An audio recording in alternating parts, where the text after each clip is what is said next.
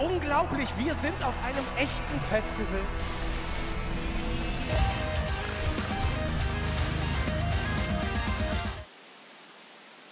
Hallo, es ist Freitag, wir sind bei Rock am Ring, Tag 1. Ich bin Natascha und ich habe hier Josh von UME at Six bei mir und wir führen jetzt ein schönes Gespräch miteinander. Hi Josh, how are you doing? Good, how are you doing? I'm wonderful, thank you. You had a pretty rough start today. We had a really bad start, yeah. Do you want to tell me about it?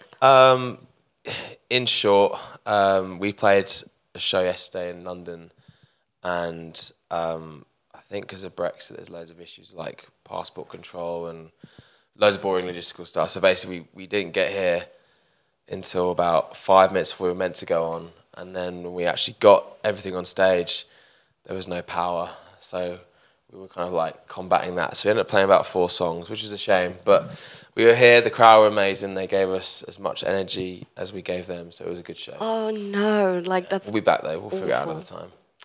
Oh man, it was your first time here playing, right? You said on stage it was a dream coming true. Yeah, I've seen all of my friends play this festival for the last, feels like my whole career, and we've never played on the main stage. So it's not quite how we envisioned it going, but it's fine. Were you still kind of like made the best of it? Like yeah, the crowd was wild. There's way worse things happening in the world than that, so it's all good. You played Slam Dunk too, North and South. No, so that wasn't Slam Dunk, it was our headline shows, but we just used their site. Oh, you used this, I see. So yeah, we the promoter Ben just promoted those shows for us, but yeah, it wasn't Slam Dunk. Slam Dunk's happening right now. Right now, I see. So the question would have been, what was better, North, South, or Rock and Ring. Rock and Ring. Well, there you go. Well, the obvious answer is Rock and Ring, isn't it? Absolutely, every time. So you're celebrating a little birthday. It's 10 years of, you know. There's no sleep. There's no sleep. It's true. It is. It's actually, I guess, 11 years because of the pandemic. We would have done it last year, but really count the pandemic. We don't talk about that. No. It's 10 years. 10 years. 10 wonderful years. Yeah. So, do you think that your album was kind of back then too early for its days, or why did you decide this particular album to be like, okay, let's celebrate it even more? I think during what we will not talk about. There was a lot of like reflection, and one thing that became really apparent to me is that like the whole journey of like UME at Six has been like quite collectively but self-fulfilling. Like it's about us, if you like, and like the Sinners Never Sleep shows came around because I was like, people are going to be coming out of this situation. They need something to look forward to. They need something to celebrate, and it's probably one of our most successful records as well. I know it's a fan favorite. And we didn't want to like go overboard and like do tours and stuff like that, but I was like, we need to like commemorate it in some capacity. So just doing some shows felt like the perfect way to do that, and I'm really glad we did because they're really special. You know, the shows are amazing. We just did, so yeah. That's so the drive behind it was it's a fan favorite, and it's yours. It's a little favorite of yours. So yeah, I like it. Yeah, I like it a lot. You like it. So speaking of favorites, and 10 years of Sin, everyone has guilty pleasures.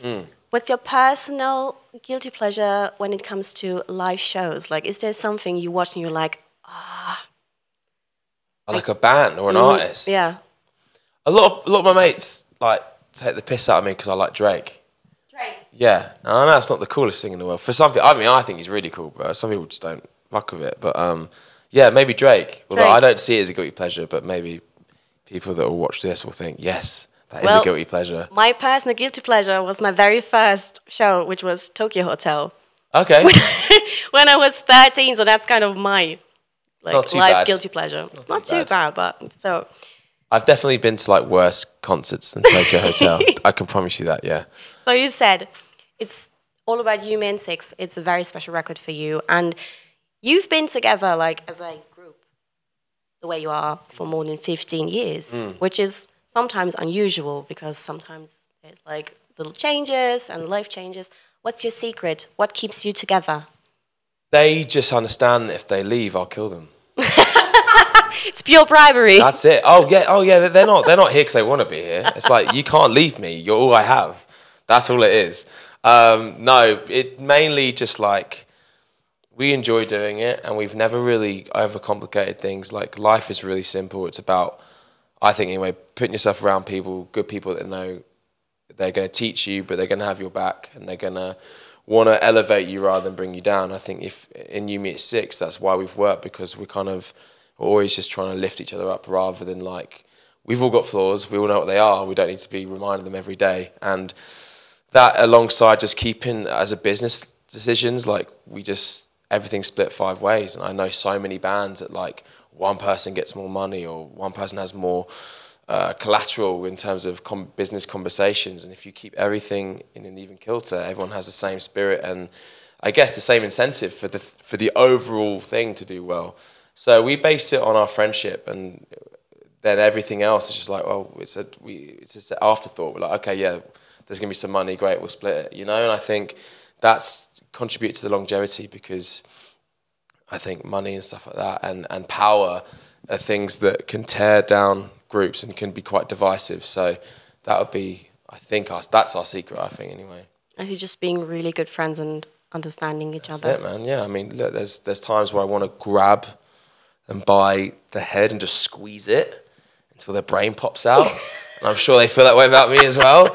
But I just take a moment to go, it's okay, that's just the way he is, and you love him anyway, and just move on with your day.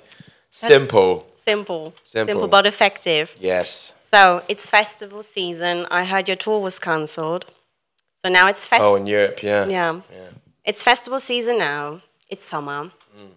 The fall is around the corner. Usually with fall come club shows. Yeah. Can you tell me more about it, maybe? What's going on in fall and winter? Oh, we're not touring Europe. No. Next year, though, I've actually seen a routing today for it. We're coming back to Germany. We're going to come back with some friends. It's going to be great. Which friends? I don't know. I've got to make some friends first. Make some friends first. And then no old and then friends. they can come along. Yeah, okay, I see. But yeah, no, I know we've been talking to a few bands of things we'd like to do. But yeah, we were obviously like gutted about this year, sorry. But you know, people in our country voted for Brexit, and they've just really helped make touring really easy. So that's good.